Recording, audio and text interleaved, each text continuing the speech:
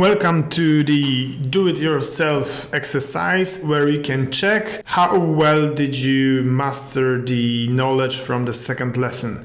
And the first exercise, we need to create chessboard field names. So we start with the letter and then we create a text combination, but we need to remember to freeze these cells, which means to use the dollars. So we need to block the first row by hitting F4, and we need to block also the A column in here. And when you hit enter and start copying the formula, you will see the proper results. We need to keep the formatting so we can fill the formula without the formatting loss. And when you copy it down, you can repeat the same operation. This is one of the options.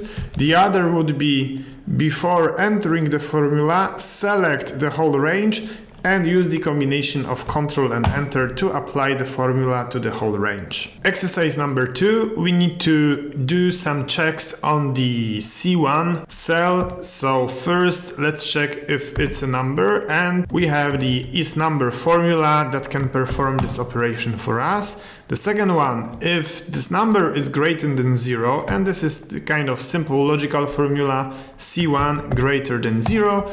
And the second one, build a formula that returns the text values, positive, negative, or 0, depending on the result. So this is the scenario for the if formula, where we can test the C1 cell to check whether it's greater than 0. If yes, we have the positive result.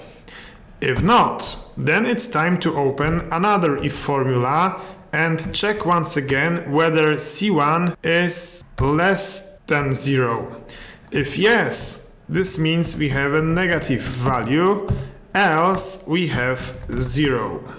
And we close the brackets twice, and we can check by using the Calculate Now button to check whether this formula works properly. If you are an Excel 365 user, you can always try to use the new formula that is called ifs and create a simpler form of the if formula, which means if C1 is greater than 0, then we have the positive value.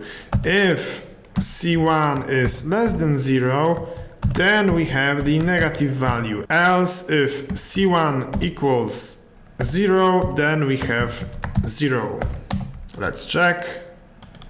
Works like a charm. Exercise number 3. Is this a Sunday? How to know if this is a Sunday? We can check the weekday of this date, remembering that you need to choose the way it will be calculated. I'm used to using 2, so I'm expecting that my weekday will be number 7, and it is false. How can we check that? You can always right-click the cell and go to Format Cells and check what is the day of the week in here. Exercise number 4. Use a formula to transform the text into a date. Let's start by getting the year from this text, which means get 4 characters from left. Then we can get something from the middle, which is get exactly the same text and start from the 5th character and take just 2 numbers. The last one would be take something from the right, which means let's select A2 cell and take just 2 last things. And the last part is to use the date formula to indicate the cells we have created, and this is the proper date. Excel Pro users would do it in just one single cell. Let me just move it to the right, which means let's take the left part of the formula and insert it already in the date. Then let's take the mid part of the formula and place it as the month. And let's take the right part of the formula and place it as a day. And this is actually what the formula nesting is all about, to create the formula in one beautiful but long text. The second example is coming from US, and this means that we start with the month, then we have the day, and then we have the year. And once again, we would like to split it into a date by using a formula. So let's try to write the nested formula from scratch, which means the year would be something from the right, which is 4 characters, then the month is something from the left side, and these are 2 characters, and the day is in the middle, starting on the 4th position and having 2 characters. We close the brackets twice and confirm the date is working.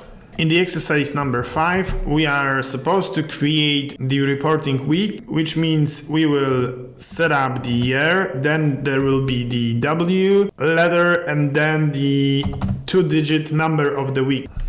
So let's start with getting the number of the week, and formula for that is the week number and the return type. In my scenario, this will be Monday, which means the week starts on Monday. And the problem is that if we use it in the text concatenation formula, the first week number will be too short, and this will influence the report later. So we need to check how long is this text. So let's start with writing the if formula to support this kind of comparison. If the length of the week number is equal 1, then we would like to use 0 in front and then combine it with the week number that we can already copy from here. Else, if it's not 1, which means it will be 2, we can just take the week number and close the if formula.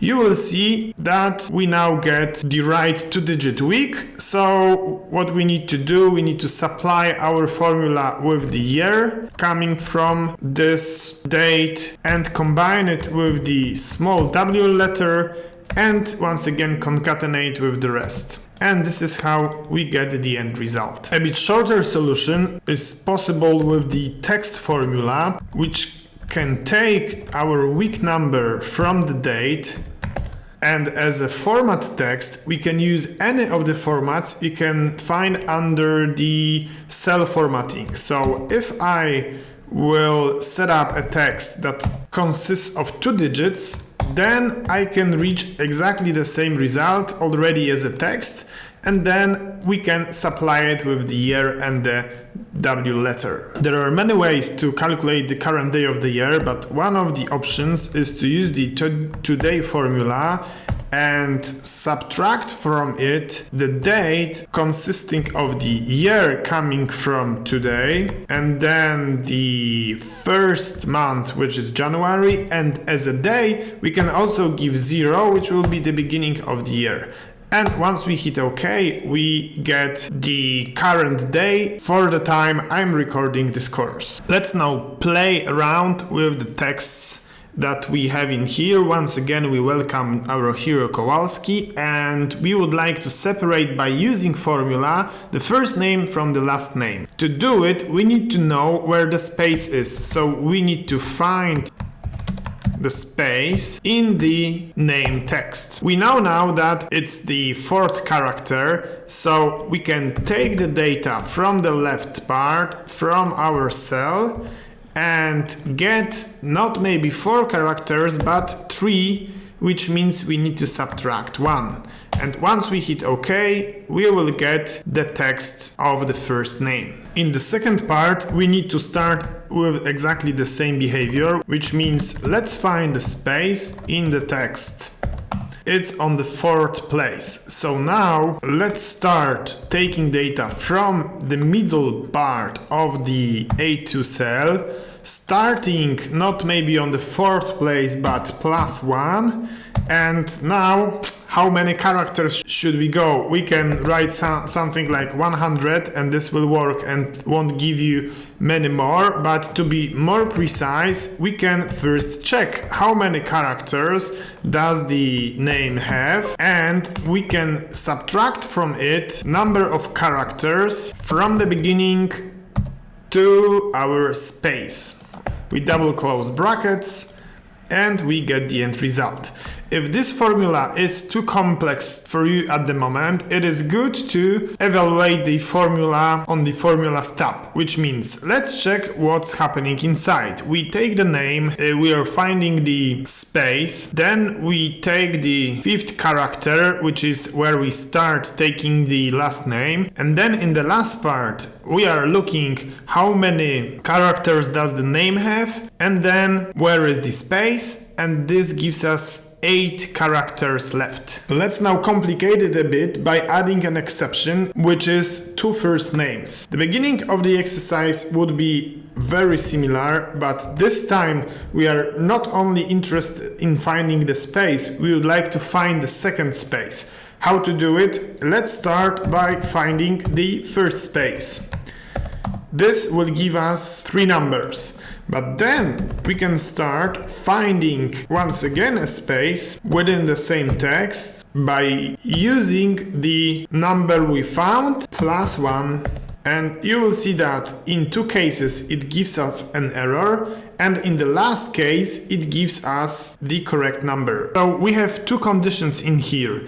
If we have an error in here, this means we should take the first space. If we have a number, we should take the second space. So we will start with the if formula that will check whether we get an error in C11 cell. If yes, then we can use the left formula to take from the name just 4 characters minus 1. Minus 1 again because we don't want to take the space. Now we close the left formula, separate the arguments and create another left formula, which means let's take the text and this time take the number of characters for the exceptions we have, again minus 1. We close the left formula, we close the if formula and check the results. We have the first name and we have in here the both names. So now to create a combo formula, we need to copy the part of the formulas we have next to us,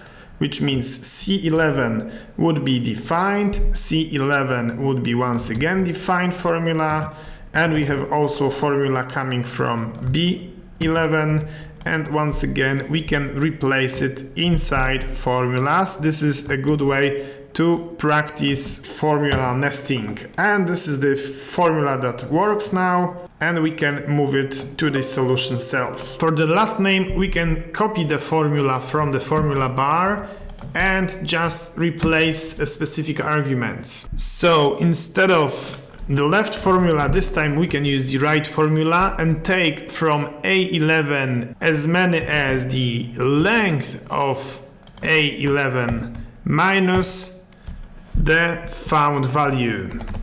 And this is exactly the same part that we can replace in the second left formula that we can also change to right.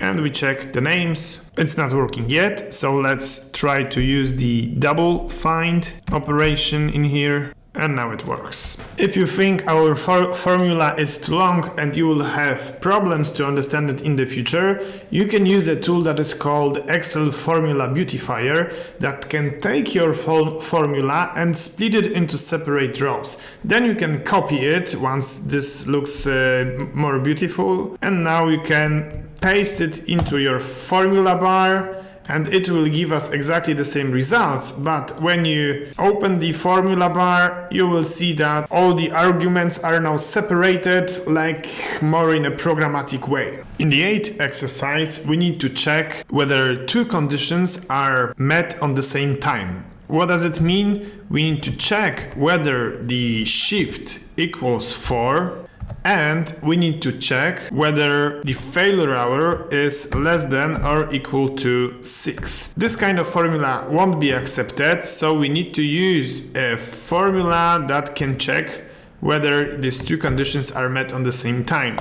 And this is the end formula, where we will see that shift number 4 and the failure hour will require from us a different action. So now we can pass it to the logical test of the if statement. If this is true, then we need to move the date 1 day back, and if this is false, we keep the date unchanged.